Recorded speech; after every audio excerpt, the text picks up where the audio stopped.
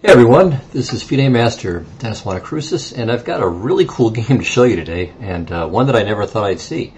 So this is a game I played back in 1988 when I was still an up-and-coming player, really right about the time that I quit. In fact, this was the last tournament I played in for about 4 years after this, and even then playing in this tournament was kind of on the spur of the moment. But it turned out really well most of the way, so I won my first game.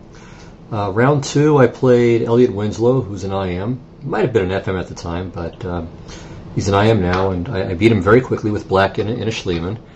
And then in round three, I'm playing Walter Brown. So this is when he was still, okay, he's probably a little bit past his peak at this point, but he's still very, very strong. He's like a six-time U.S. champion. You know, a great player. He drew with Fischer the one time they played, and Fischer had to sweat that game out. So this was a really nice battle with a top player. So well, we'll see what happened in this game. I won't spoil all of the surprise here for you just yet. A little background to this game. Jay Whitehead, and this is also how I managed to get my hands on the game, interestingly. Jay Whitehead is an IM from, I think, the San Francisco area. At least he had been living there for some time. And interesting character. So he was a very talented junior when he was young. He was born in 1961, and was still a tournament player when I knew him a little bit in the late 80s, mid to late 80s. And in '88, I think, early in '88, I think by this point I was already pretty much getting out of the game. But you know, I knew him a little bit, and he was playing in a tournament where I lived, so he asked if he could stay at my place, and said sure. And in return for that, I mean, it wasn't that there was some kind of some charge, but he just decided freely to show me some interesting idea that he had come up with that he had planned to use on Walter Brown if he played him. So it was based on some earlier game that we're going to see. So there was a game between Portish and Timman, two great players, and at the time of their game back in 1984 that we'll take a very, very quick glimpse at, they were in the world's, let's say, top 5 to 10 players.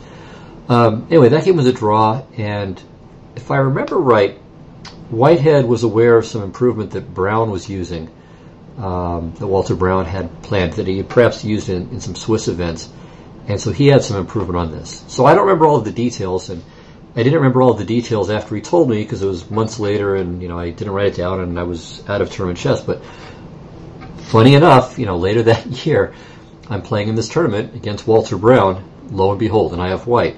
So I decided to go for it and to try my luck and see if I could remember what Whitehead had told me. And I don't remember if I completely succeeded or not, but it was a very, very interesting game. And definitely Brown had to do some sweating here. All right, so I had white, and we went into this Nimzo Queen's Indian hybrid.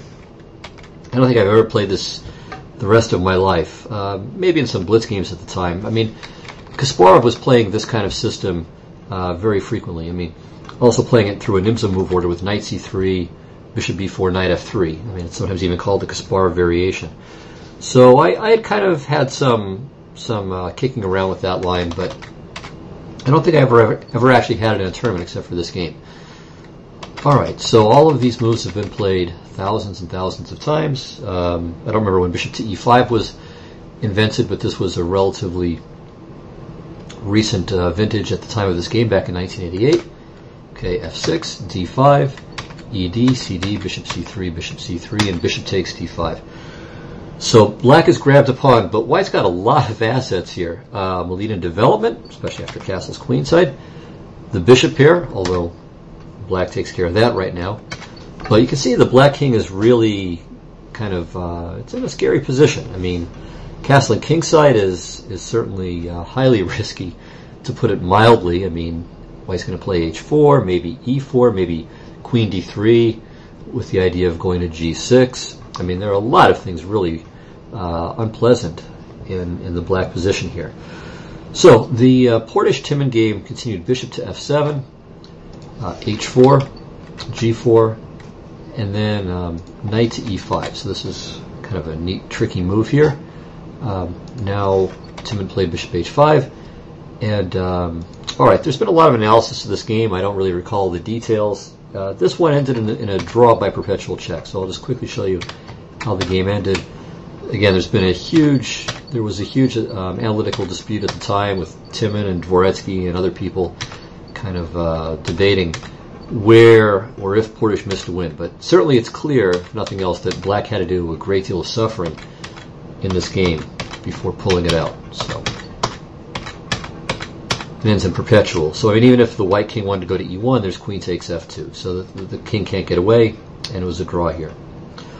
All right, but as I said, there were improvements that were known, and Brown played bishop to e6 instead, which was a novelty, or at least it's a novelty if you check the databases now and see, because this game was played in 1988, and I think the earliest, well, there are two games I saw in the database with this. One's from 1993, a game between Bell and Lopez against Fermian, and then a more recent game in 2006 played between Jarats and Brunet. Okay, so bishop e6, h4, g4, knight to d4, queen e7. All right, now from here, the Bell and Lopez against the Fermian game continued. e4, queen c5, takes, rook d3, and bishop to e2, and rook h to d1. And certainly white has quite good compensation here. In fact, he's just winning the pawn back. And while black's knight is very nice on e5, it could eventually be kicked away. White's bishop will have the opportunity to prove the better minor piece than the black knight. And additionally, obviously, black's queenside pawn structure is fairly poor. And although de Fermian was certainly a higher rated player than Bell and Lopez, he was ground down. Similarly, white could play e3, which is the computer's choice nowadays, though it hasn't been played. And again, the same basic idea. White goes doubling here, and between the chance for the superior minor piece and obviously the better pawn structure, white again has some chances. But the move I played is also good. I played queen takes c7. Now, the 2006 game that I mentioned saw black try king f7. Oops, king f7, king b1, and black was in trouble rather quickly here. I mean, so the king is still not safe, and white just has all kinds of advantages. So the game went h5, a3, and then rook to d6, hitting the e-pawn, now threatening rook to d7, again threatening rook to d7, and after bishop to d3 check, it's all over. That was the game. Checkmate. So king f7 clearly is not a panacea. I wish I remembered how much time Brown spent in the game, but certainly, as I said, I made him work. And he found the right move, knight c6. And maybe he had prepared this. This might still be in his prep. All right, so I took on e6. He played queen takes e6, and I played e3. Of course, he can't take on a2 because queen takes d7 is mate. So what should black do in this position? Well, I think the move he made is reasonable, but perhaps not best. If he plays knight to e5, maybe he was concerned about rook to d6. And the rook is, of course, quite nicely placed there. But after queen f5, it's not clear what exactly I have. I mean, he's going to play king e7 and then put a rook on the c file. So I may need to play queen to c2 straight away. And then, in this case, he's fairly safe. I mean, he's got... he does have a slightly gappy pawn structure, to be sure. I mean, the d-pawn is isolated. f4 is a nice square for my pieces that his pawns are somehow, unable to really combat. But on the other hand, I mean, his knight on e5 is fantastic. His king is better centralized, and his rooks are active straight away too. Well, I have to spend a couple of tempi bringing my pieces into the game. Still, I think white maybe has a slight edge in this position here. So it's not much, but maybe it's a little micro edge. Maybe this is something. All right, so anyway, knight e5 I think is a good move. He played king to e7, and this stops rook to d6, and it also prepares to bring a rook to the c file, so it's quite an attractive move. And bishop to a6 is certainly a move that would be encouraged here. It's playable. Another idea is to play queen f4, just getting out of the way first, and intending to play bishop to c4. I decided to play king to b1, so I get my king off the c file and I protect the a pawn. I think this is reasonable too. Now, one obvious try for black here is knight to b4, and this is not bad. Against this, white has to play queen to c4, and it's just an interesting position from here. If black trades queens, I think white has some chances for an edge, but maybe there's not a lot that black can do about that. I mean, even if he plays a5, okay, I don't want to trade and fix his pawns, but I can play a3. So, yeah, of course I don't want to play bishop to c4. I hope you guys all see immediately why this would not be a very good move. Of course, queen e4 check forces mate, because if king to c1, then queen c2 is mate in 1, and of course king to a1, and we have the old smothered mate. For those of you who aren't familiar with it, works like this. You have the double check here. Again, if king c1, queen c2 is mate, and on king a1, queen b1, followed by knight to c2, checkmate. So, well-known stuff. But everyone's got to learn it for the first time, so if you didn't know about it, now you do.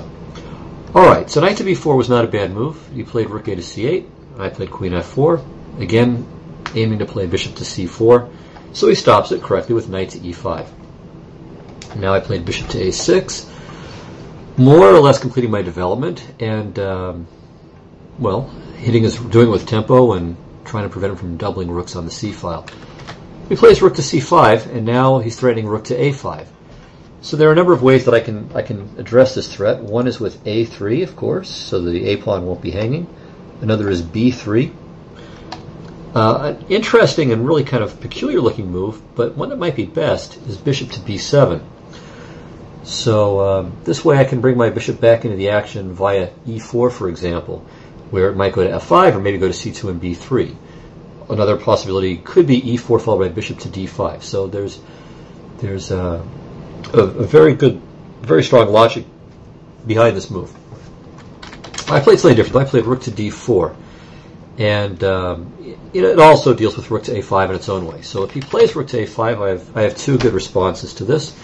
Well, good in the sense of equalizing. So rook to d4 is perhaps slightly, well, I don't know if it was inaccurate, but maybe I had a micro edge. Now it's just equal. So rook a4 would be one way, queen c6, queen b4 check, rook c5, rook to d1, and now the play is very sharp. Okay, rook to b8, aiming to play b5, just locking my bishop in. And now one idea is queen e5, takes, b5, a4, and this position is about equal. Again, you know, both sides have their have things to regret in their position. So his knight is fantastic, but his pawn structure is a bit loose. And for me, the b2 pawn is slightly weak. My bishop has a tough time still finding its way to some really meaningful square. So definitely a playable position now. Instead of rook to a4, I could also play bishop c4. And here, with some very nice active play, I think brown can equalize. So if he does nothing, I mean, I'm going to play rook to d1, or of course rook to e4 is another idea. Also threatening to play queen takes g4. So black needs to find some good ideas here. And fortunately for him, there is one. Rook f5. Queen takes g4, rook to g8. Queen e4, and here you can even afford to make this exchange. Let me recapture with check, but now both the f2 and g2 pawns are loose, and so the position is equal. Instead of this, though, he made an inaccurate move. He played queen to c6. So he's hitting the g2 pawn and preparing b5, but there's a flaw in his plan. So I played rook h to d1, b5, and now white to move. What would you do? So definitely stop the recording here if you're at least feeling ambitious, and try to figure out how yours truly to play can defeat Walter Brown. What could I do? Well, if you said rook to d6, then I'm afraid that you, like me, blew it. And you might want to figure out why I blew it. So what does black do to survive here? Because this is just devastating, except for one move. Rook c1 check, and this saves the game. Rook c1 is the only legal move. Queen takes d6, bishop b5, and while up a pawn, black has enough activity to hold the balance, and indeed the game ended as a draw. And I'll mention that, so now I'll tell you the rest of the tournament story. I think in the last round I managed to lose, but still I think I tied for second in the event and made a nice payday. And more was just that I felt good. I mean, I played really well. But yeah, the last round I played, I think another 2,300, and he got me in a complicated game. And I had white there too, so that was kind of disappointing. But the first 2/3 of the tournament were terrific. Anyway, back to the game here. So what did I miss? What could I have done? The answer, a4, and this would win outright. So first of all, if he stops rook to d6 with something like d5 or rook f8 or whatever, I play bishop takes b5. Now I'm up a pawn with a fantastic position. So there's no immediate win here, but I don't need one any longer. I just have a great position with material advantage. The point is, after queen takes a6, now rook to d6. And rook to c1 check is completely meaningless. I can play king takes c1. And if he plays queen d6, well, now I just win the way I would have won if he played queen d6 even without the piece sack. So if king takes d6, I check, and I grab the rook on h8, and I have a queen and a pawn for a rook and a knight, and there's no hope of a fortress here. I mean, white just wins. Also, black could play rook to f8, protecting the f6 pawn, but again, my material advantage is the same. I mean, it's a rook, queen and pawn for a rook and a knight, and black cannot hold this. But I missed it. Probably he did too. Anyway, rook to d6, rook c1, and okay, just a second. There we go. The computer hung for a second there. So, as I said, rook to d6, rook c1, takes, and now bishop takes b5. Alright, so as I said, black has activity, and this gives him enough to draw, but it's still a very complicated position. Rook to b8, and now I played queen to a4. I like this move, so I stop any a6 business. I'm protecting my bishop. I'm threatening rook to d1, and I'm lining up on both a7 and d7. Alright, so black continues actively as well. Queen to d2. Clearly this keeps my my bishop where it is, since queen takes b2 mate is not really something I want to allow. And here as well, it's an interesting position. I had a couple of moves to choose from. Reasonable moves, of course. All right. So again, I would suggest that you try to work this out. It's not, as far as I know, there's no forced win, but it's still very complicated and extremely interesting to analyze. So one reasonable move here is f4. Now, I didn't play this, but this is maybe the best move. G takes f3, G takes f3. Okay, now, knight f3 is always bad because I have rook to d1 and I crash through on d7. So queen to d5, hitting my bishop again, bishop to e2, queen d2, inviting a repetition, queen a3 check, king e8, and now f4, and I can kick him around a bit here. So in this position, he's regained his material, but maybe I still have some small chances because my king is safer than his, and my rook can swing over maybe to g1, and I can poke around a bit. So while objectively perhaps it's a draw, practically speaking, I mean, black has to be quite careful. I mean, white's cheapo potential is greater than black's at the moment. But in the game I played rook to d1, and then after queen takes f2, I played queen to b4 check, which is a nasty little check. It's quite tricky. So he can't play king f7 or bishop or king e6 because I have bishop c4, and then I grab the rook, and I don't think he has enough there. And king to d8, which looks like a natural move, is in fact losing. Queen to f8 check, queen to d6 check, rook c1, and the king is in a mating net. I'm threatening rook to c7 check, followed by queen to d5, which mates. And obviously his king is just in considerable trouble in any case. So brown found the right move against this, and that's king to e8. So this is best. All right, and now I played a pretty risky move.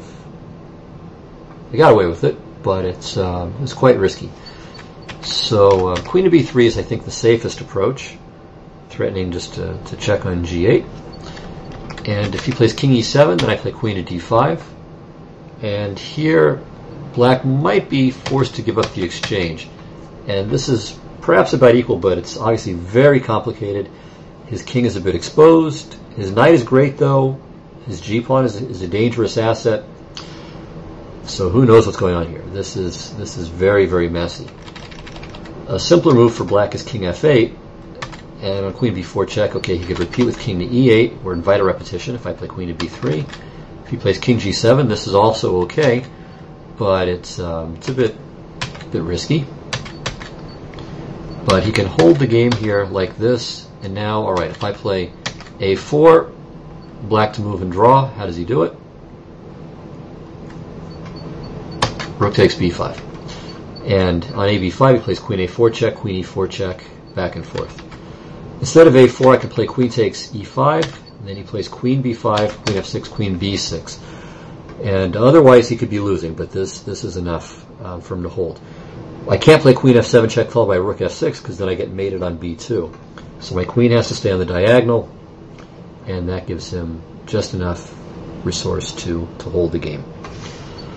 All right, so queen to b3 here would be the safest way to handle it. But I played a4. So I figured I'm giving my king luft, and I'm not afraid of a6 because I have queen to d6, if nothing else. And yeah, make him prove something. So he played queen takes g2, I played queen d6. And again, a very interesting position has arisen, where once again you might try to figure out what in the world is going on here. Black can play for a win here if he wants, but white holds. But rook to b6 is an interesting winning try. So after that, bishop takes d7 check, king f7, now queen to d4, of course, protecting against the mate, queen f3, bishop b5, king g7. So now the black king is more or less out of there. So it's my king who's a bit more exposed, but still I can whip up some counterplay here. Rook c1. Now, let's say black plays a g3. Just to see what I can do. Rook to c7 check, king g8, 6, bishop to e8 check, king f5, bishop to d7 check. And this should be drawn with king to g6, bishop e8, because if he tries to play for win with knight takes d7, then I get him in trouble. Queen takes d7 check, and I win. So for example, if king to g6, well, let's start with the easiest variation. Okay, if rook e6, simply rook to c5 check, and he loses the rook and won't have perpetual check either, because I can always block the queen d1 check with my rook. So that's bad. Next line is king to g6. So then queen f7 check, king f5 is forced, rook c5 check. Right, if king g4, queen h5 check, and he's separated from the queen. If he goes the other way, then queen d5 and rook c3 wins the queen. So king g6 is no good either. Finally, if king e4, the simplest win is just rook c4 check. Right, if the king goes back to e5, then rook c5 and queen to d4 is mate. And if king takes e3, rook c3 check. If nothing else, wins the queen and will win the game. And yeah, I can prevent him from winning with his pawn or even having a draw with his pawn. All right, so that's why he can't play knight takes d7, and so that's why this would be a draw. But going back here again, after rook to c1, instead of g3, he can play rook to b7 and not allow me to play rook to c7 check. And here the game remains complicated. King a2 may be best, just avoiding any back rank checking possibilities, and after g3, rook f1. Now, black again has options here. Queen to g2 is one of them. That's reasonable. Now queen f4, hitting the f6 pawn. Rook f7, bishop c4. And here he may need to play knight takes c4. Maybe he can play rook f8, but then he's at least weakening his the seventh rank. So I mean, his king could be a bit more exposed then. So knight takes c4 is at least the safest move, and then I have immediate perpetual. So queen g4, king f8, queen c8. If he goes to g7, I just go back. If he goes there, I take on c4. And actually, this isn't perpetual, but it's Perpetual is still hanging around here, and the position is equal. All right, so back here, rook to b6 we saw, I can survive. So he played queen to e4 check, king a1, and now, again, it's an interesting black to move kind of position. What should he do? Rook to b6 is again interesting. Bishop takes d7 check, king f7, queen c7, rook to b7, and now, what should white to move to? So it looks as if I'm in trouble, because if I play something like queen to c8, then he can play rook or knight takes on d7. I recapture, or sorry, never mind. I'm just having a hallucination variation there. So maybe queen c8 could be played, although I'm not sure I trust it, but maybe it's possible. But there's definitely a big improvement for white, and it's bishop to e8 check. So a nice little trick. It's obvious once you see the move. King e8, rook to d8 is mate. So black should play king to f8 or king to g8, and it'll come to about the same thing. Queen c8, threatening various discoveries. King to g7, getting out of the way. And now rook to, well, and the king going to g7, it would have gone there from either f8 or g8, so it's the same thing. So now after rook to d8, clearly I'm not too far away from having some real threats, but my own king is too exposed for me to have a win. So g3, bishop to b5, rook takes b5. And now I can either just allow the draw straight away, although actually black can still try with g2. So the simple draw is just queen a4, queen e4 forever. But black could try g2 here, and then rook to g8. And I have perpetual here, like this. Alright, and if king to d5, well then I have maybe more than perpetual with queen to a8 check, and I win the queen. So that's what happens if I play a takes b5. But I could try rook to g8 check straight away. With king f7, queen e8 is mate. And on king h7, here I have to be careful, because if I play a takes b5 this time, it's not perpetual, I just lose. Queen a4, queen d1, queen d5, and then he takes my rook on g8. So here I have to play rook h8 check, and okay, he doesn't go to g7 the second time, because then I made him, so king to g6. Again, if a takes b5, I lose, but this time it's more subtle. What he does is he just plays king to h5, and his king is safe. And now the g-pawn is going to be very difficult for me to cope with, and my own king is in a bit of trouble too. He can maybe play knight to d3 and start creating threats around the king. White would have to play queen to e8 check, and this would save the game. Again, king g7, queen g8 is mate, so king f5 is forced. Yeah, and queen to c8 check, king g6, queen e8, and I can give perpetual various ways, but nothing more. Alright, so that was rook to b6 here after I played king to a1. So he played rook takes b5. A takes b5, and here it's a draw, but he does have one position where he can maybe try for a move. So he could try king to f7. And then I play rook f1, and now he really does need to just call it a day with this perpetual. Another winning try, but this one is not good, and here I can play for a win. So if he plays g3, then queen to b8 check, king f7, and I can greedily take on a7. So g2, queen d4, and now the problem for black is if he plays something like queen takes d4 and then knight f3, well, my b-pawn now wins the game. So white is in fact better here, and the perpetual check is no longer present. It's still a very complicated position. I mean, I'm not winning either, but black is not playing with a drawn hand anymore. So brown just decided to call it a day after all of our adventures, and that was that. So yeah, it was very cool to come across this game score again. I think I started mentioning this, but I don't remember if I gave the whole story. So I started talking about Whitehead.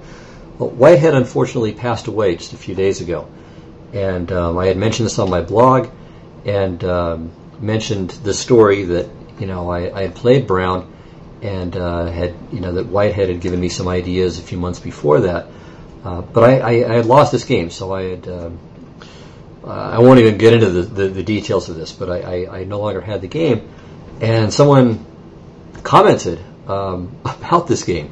So they actually just posted the game score, which was really a a wonderful surprise. So I didn't expect this in the least, but it was great that it happened.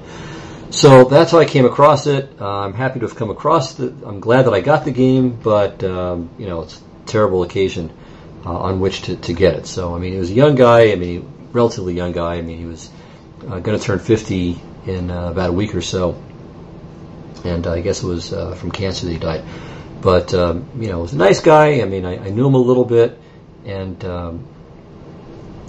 certainly it was nice to benefit from him in this respect. But more to the point, I mean, it was just an interesting character, very intelligent, and also a well-known player in that era. I mean, he ended up stopping play, I think, because he went into a regular business career. But he became a Hare Krishna at some point in the 80s, and so there were a few years where he would show up at these chess tournaments dressed in the flowing saffron robes, and his hair was, I think, shaved bald, and the whole getup. And so it was always kind of a visual show to see him in action as well. Anyway, that concludes my coverage of this game, and if you guys have some Whitehead reminiscences to share, please do, either in the comments section here on the Chess Video server, or on my blog at thechessmind.net. I was going to give my old blog address. Anyway, that'll do it. Thanks a lot, and I'll see you next week. Bye-bye.